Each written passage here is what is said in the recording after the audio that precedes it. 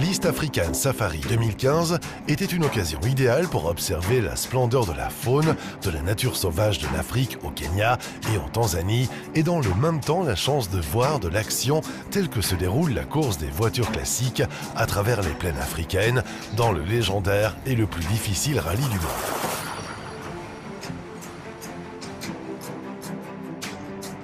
Ce Safari Rally est un spectacle sportif à vitesse inhabituelle, né d'un patrimoine automobile exotique d'hommes et de femmes dans leur combat de survie contre le terrain accidenté africain. Une épreuve qui aura duré plus d'une semaine de course, de Mombasa à Mombasa, avec le dimanche la Tanzanie à la frontière Namanga, et puis le lac Manyara, juste avant une journée de repos bien méritée le jour suivant.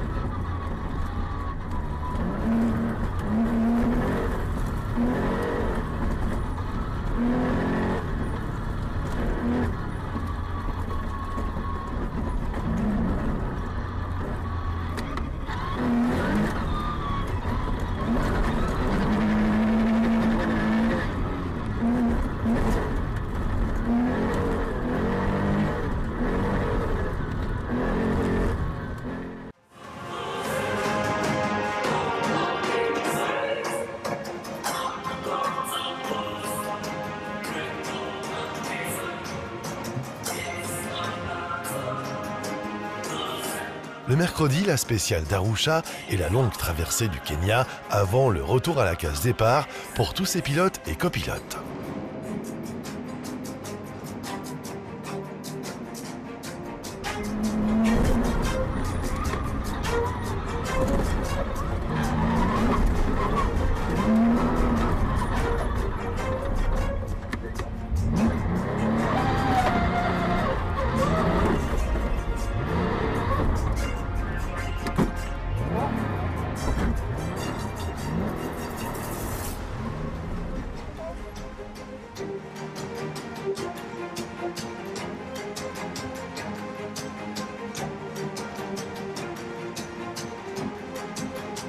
L'ultime étape de l'East African Safari Rally Classic 2015 n'a pas apporté la moindre modification dans les premières places du classement général.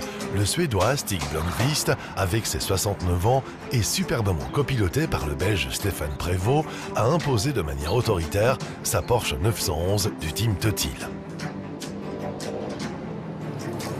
Stig Blomqvist fut leader d'un bout à l'autre du rallye. Le duo a devancé la Porsche 911, un autre Suédois, Richard Goransson, tandis que Grégoire de Mévius a terminé une très belle 3e place, malgré le fait d'avoir heurté la voiture d'un spectateur et tracté par Bernard Munster en pleine course. Il a complété le top 5 avec la Porsche 911 du clan BMA, derrière une autre Porsche 911, celle du Kenyan Alastair Kavanagh. La course de l'East African Safari et son résumé a demandé auprès des organisateurs dès la mi-janvier.